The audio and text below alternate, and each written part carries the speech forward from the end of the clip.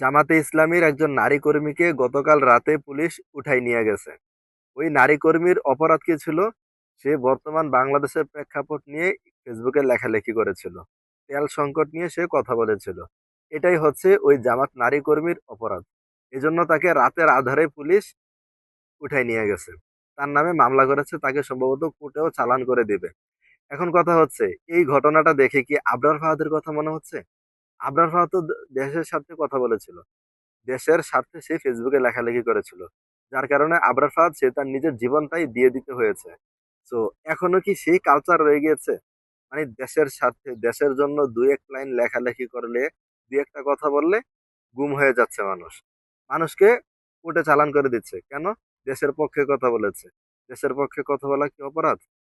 এই প্রশ্ন আমি আপনাদের মাঝে রেখে গেলাম।